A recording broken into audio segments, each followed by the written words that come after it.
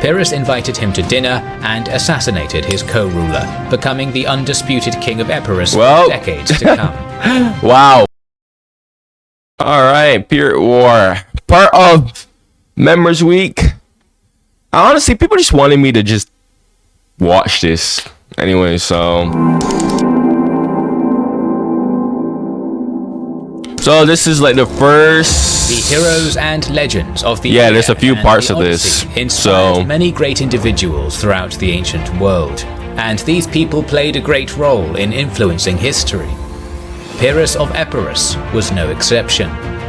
His adventures and conquests around Greece, Italy and Sicily during the early Hellenistic age gained him a reputation for martial prowess which was unmatched in history, and his benevolence to his people and soldiers ensured that he would be remembered fondly by his adversaries and friends alike, while his rashness would make him a lesson for others.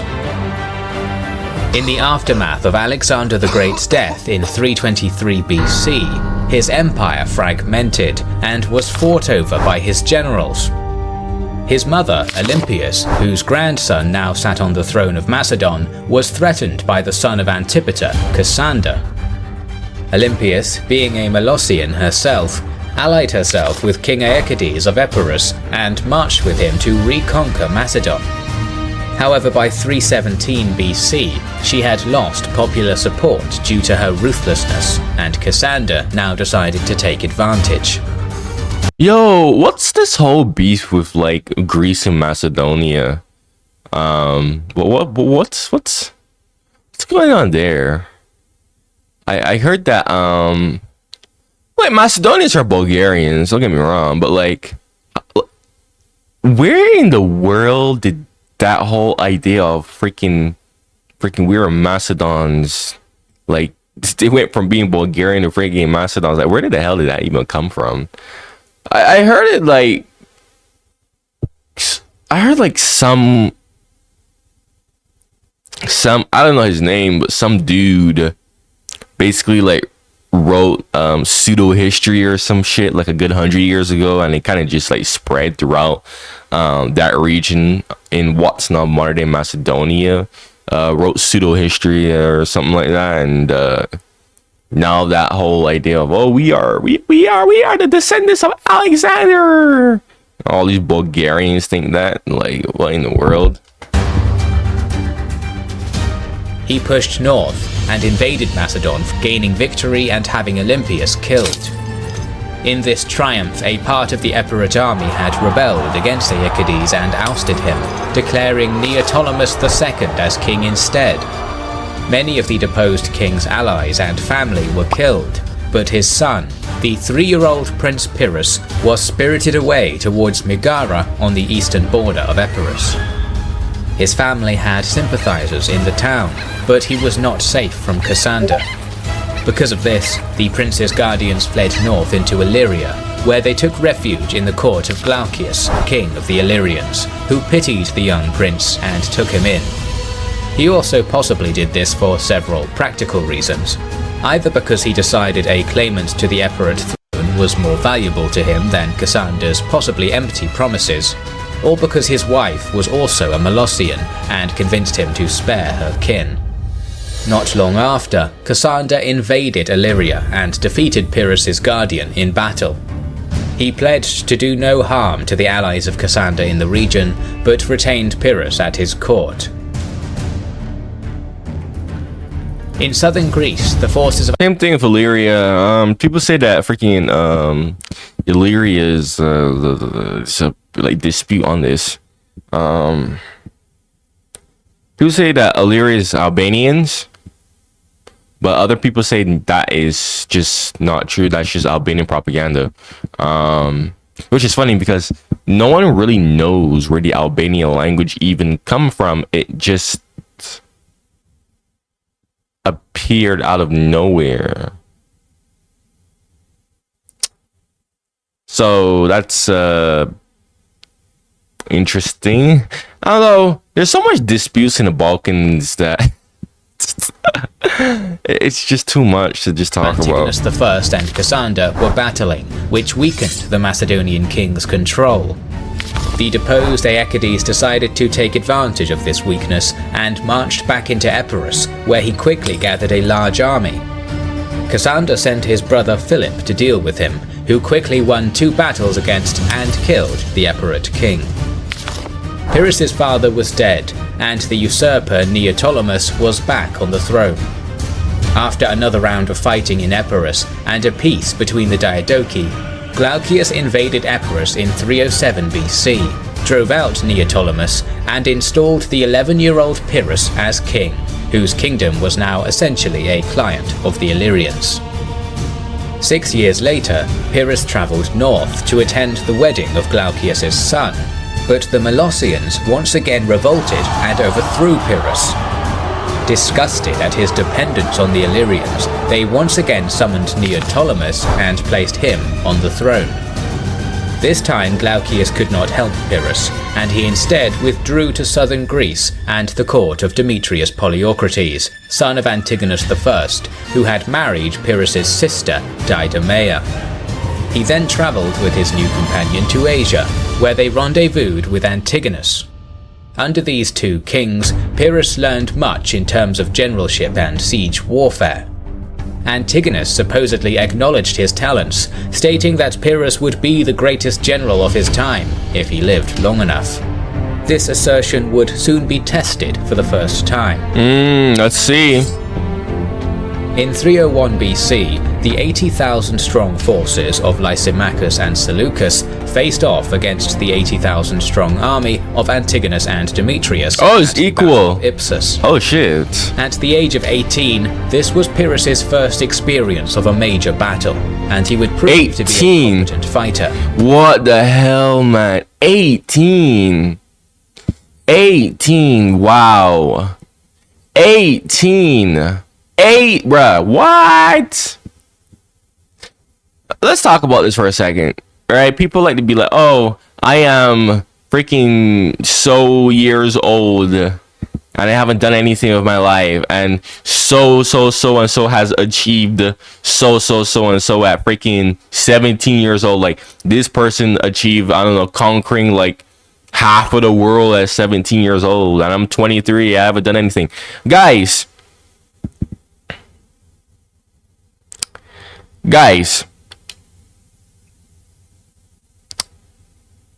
back then, stuff like this was possible. You can't really do that now. Back then, yeah. The world wasn't really like organized, connected, and just centralized as it is today. So back then, you quite literally could have just most likely joined an army.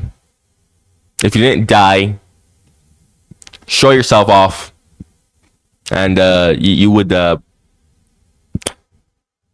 you could honestly go far if you're lucky that you don't die. Honestly, today is a lot different. What I'm saying is, back then times was not as saturated as today. Okay, and also not only that, but a lot of these people, they were just in very privileged positions. Not all, but a lot of them were in very privileged positions too.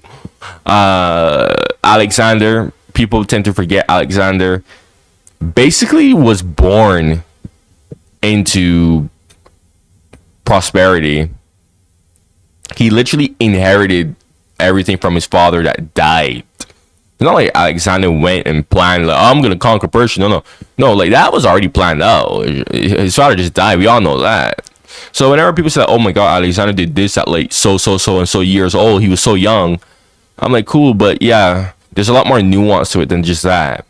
Okay, like, there's a lot more nuance to it. So don't get me wrong, this is not me saying like, oh, go be a loser. No, I'm just saying that honestly, bro, depending on how you look at it, it's just harder. It kind of is hard. It's really and truly harder to make something of yourself today Well, I don't know. I'm thinking about it like yes and no. People say that, oh, we have social media.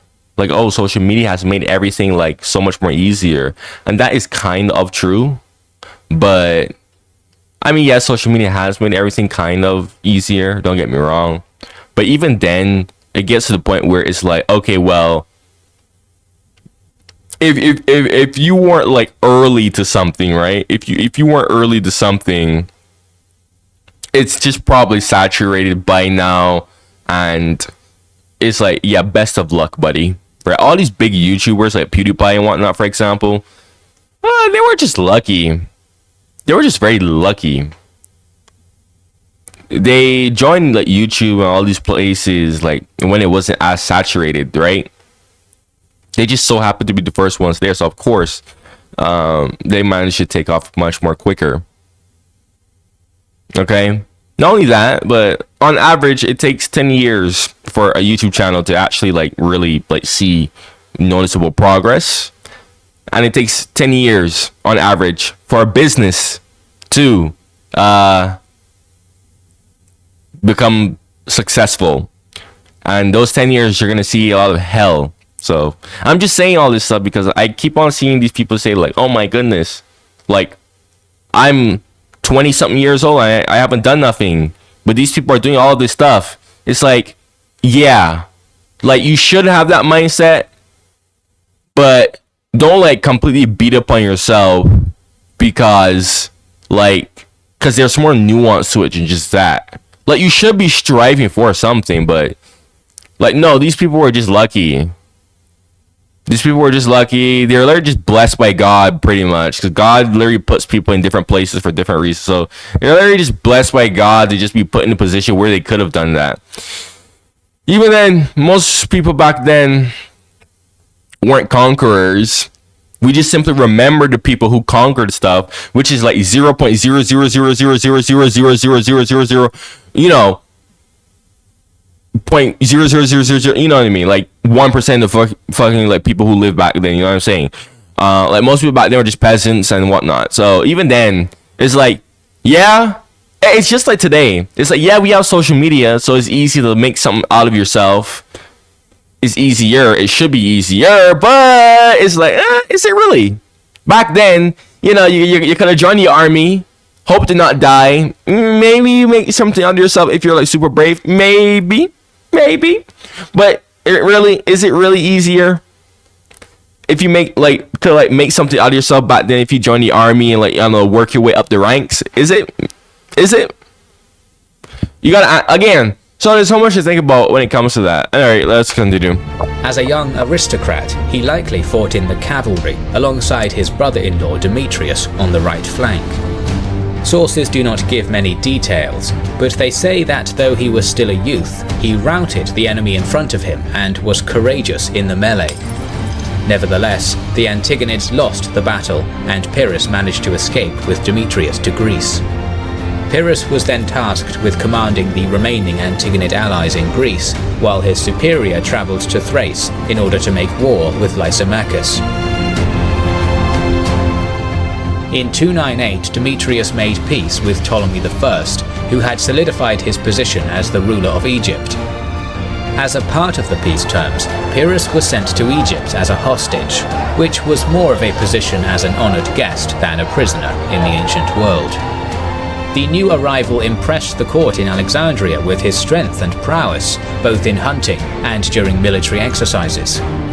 His years in exile, both with the Illyrians and Demetrius, seem to have made him skillful at ingratiating himself with those he resided with.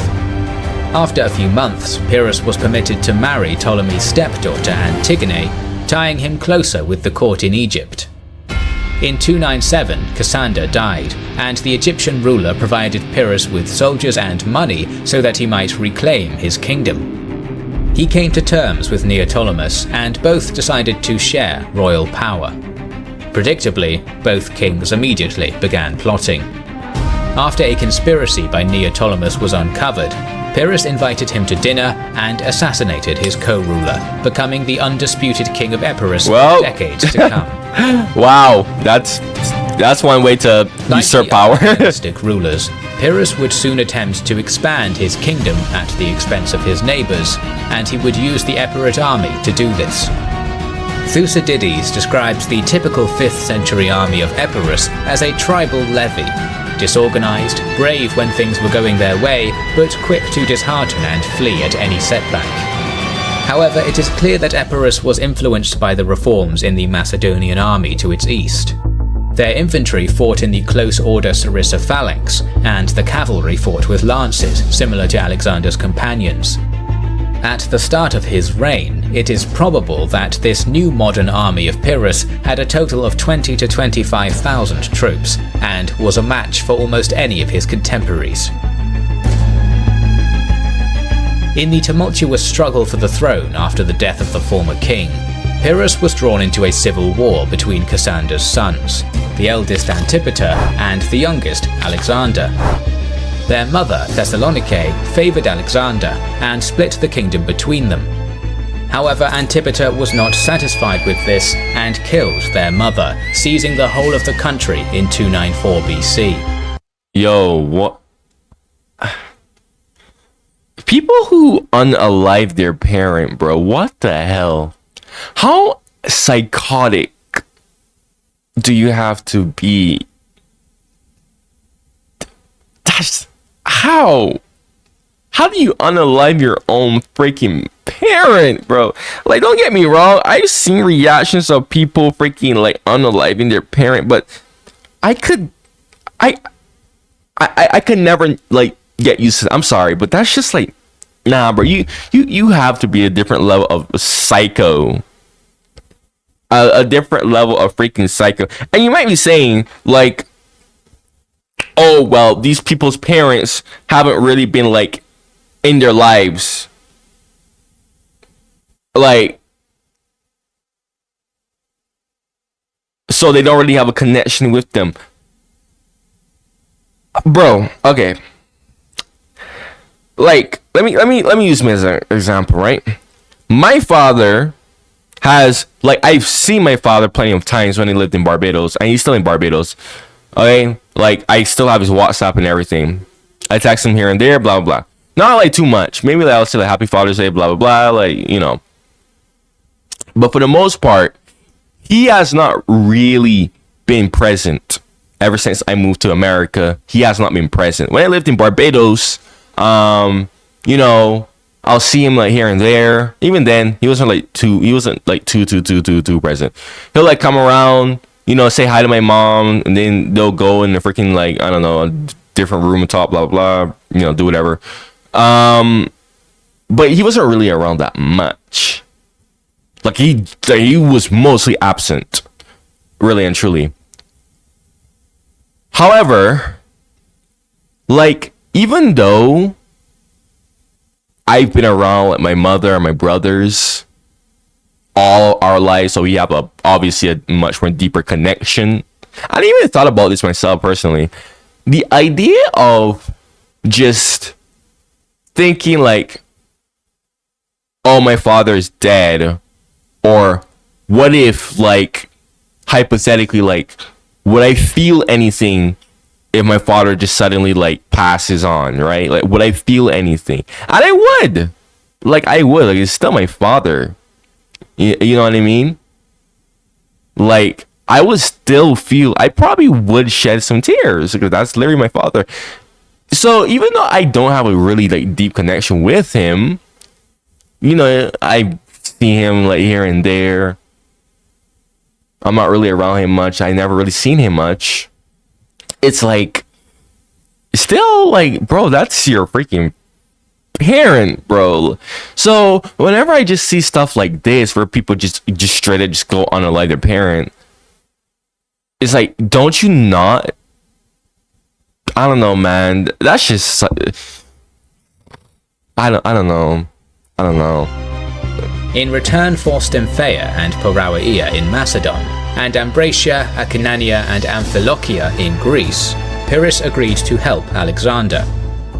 After securing these new territories with garrisons, he conquered the rest of Macedonia and handed it over to Alexander. Lysimachus, who had been petitioned by Antipater to help, advised the two kings to come to terms, and so they did, while Pyrrhus withdrew back to Epirus. This was not the end of it.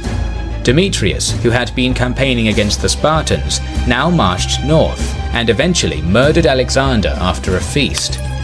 Then he assembled the Macedonian army and proclaimed that he was the rightful claimant to the throne, and that Cassander and his sons were the murderers of Alexander the Great's family, whereas his own house had followed Alexander's legacy and attempted to keep it alive.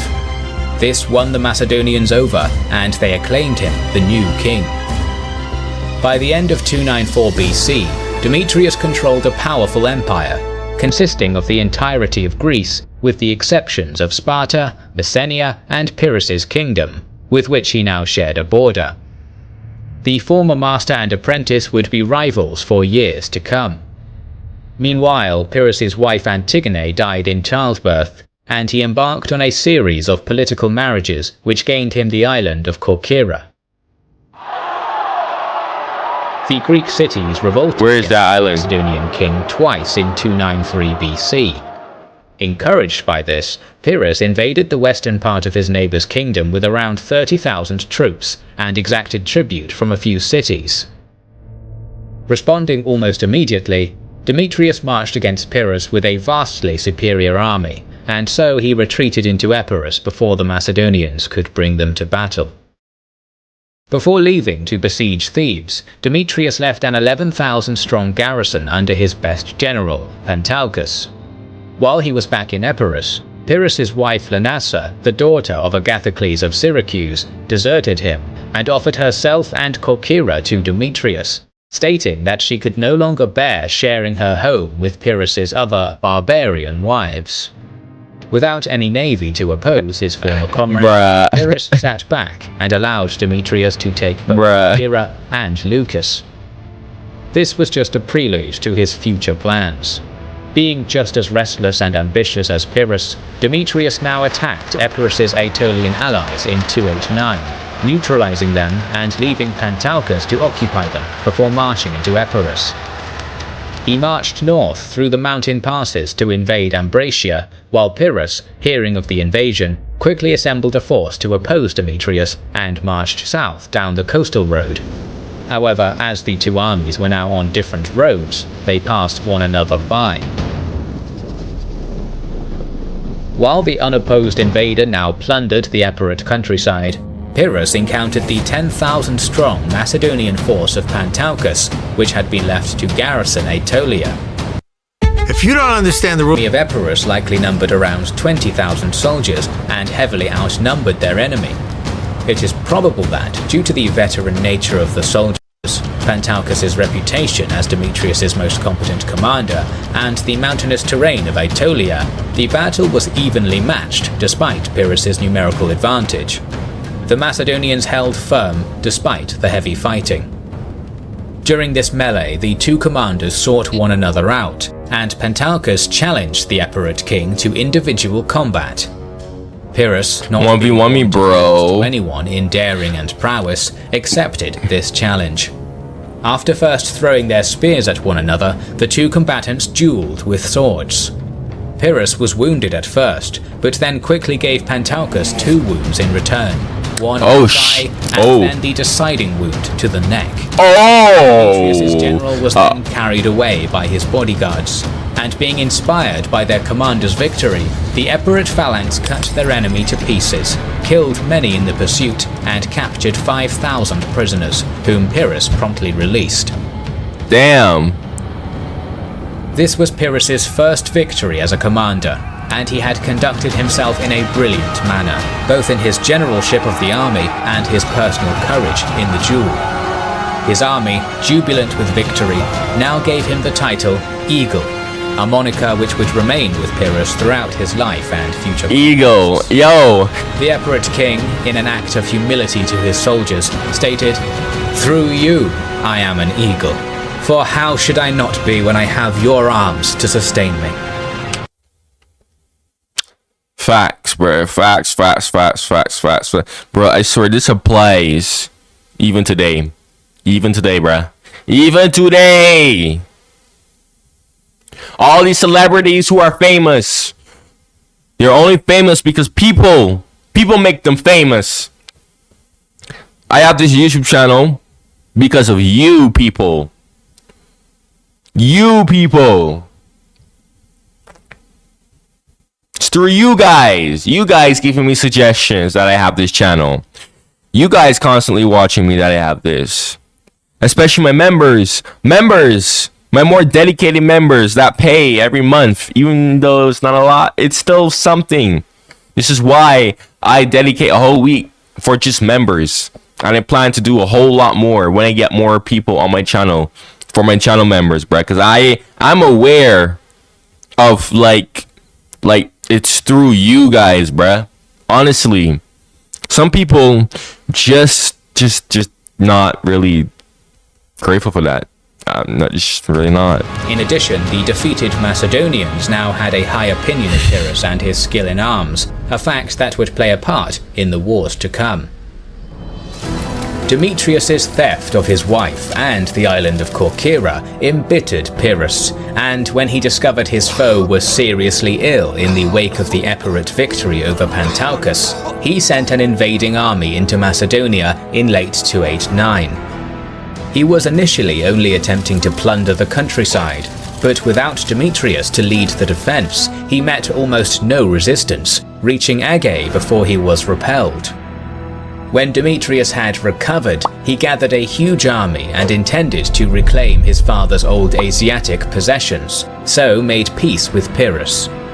Confronted by Demetrius's huge Macedonian army, the other kings, Ptolemy, Seleucus, and Lysimachus, formed an alliance in order to cut their old Antigonid foe down to size for a second time. The alliance sent embassies and letters to Pyrrhus in Epirus, advising him of the best time to attack when Demetrius was occupied with the other kings. Pyrrhus may have been hesitant, but to remain neutral would have resulted in no gain. If Demetrius gained victory, he could overwhelm Epirus at any point, and if the allies won and Pyrrhus was not part of the alliance, he would reap none of the spoils. Ooh, yeah. This might give him an opportunity to reconquer part of or all of Macedonia, and so he joined the alliance. In 288 BC, wait, is this? Okay, we still got some. the coalition attacked. Ptolemy sailed from Egypt in the south to attack Demetrius with a huge fleet of ships, while Lysimachus thrust into Upper Macedonia from his lands in Thrace. In response, Demetrius moved northeast with his large army to confront Lysimachus, and at this point, Pyrrhus invaded from the south almost completely unopposed. Back to the north, Lysimachus was defeated in battle by Demetrius. His army was angry that their commander had allowed Pyrrhus to plunder their lands, and unrest began to spread. After Demetrius marched against Pyrrhus himself, the Epirot king sent agents into the enemy camp to spread propaganda and create chaos. Small groups of Macedonians, who supposedly had begun to admire Pyrrhus and his increasingly favorable reputation, defected, followed by the entire army. Demetrius escaped. What? Yo, what? Okay, I was not expecting this. What? Oh my goodness. I thought, because I'm like thinking to myself, I'm like, wait, how the hell did he have such a large army and he lost? Oh my gosh. To the coast. Wow. Though Pyrrhus had won a great victory and gained Macedonia for himself, Lysimachus now marched into the kingdom and proclaimed that the victory had been a joint effort. Pyrrhus, not confident in the loyalty of the fickle Macedonians, left the kingdom to Lysimachus and retreated to Epirus. Wow, what? Nah. What?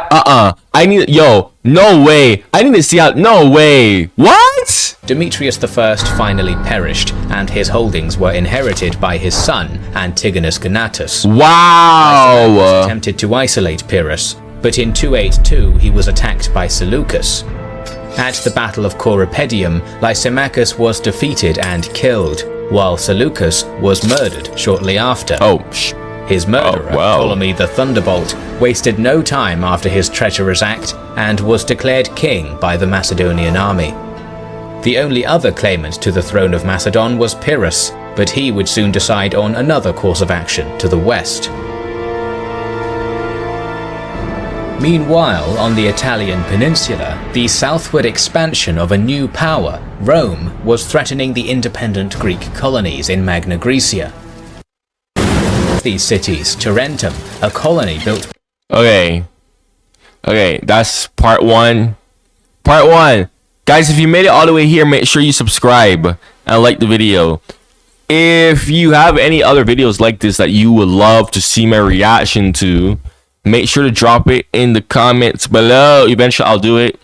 Like I said, guys, if you're an active viewer, you like my videos, you like commenting a lot, you like giving me a lot of suggestions, and a whole bunch of other perks and stuff and whatnot, check out my channel membership for 99 cents a month. Link is going to be in the comments below. Yes, folks. Like I said, I always say this at the end of every video. I literally purposely made it cheap for you guys. I didn't just like make it super duper expensive. Like, no, like, nah, bruh. I'm not gonna freaking like rip you off or anything like that, bruh.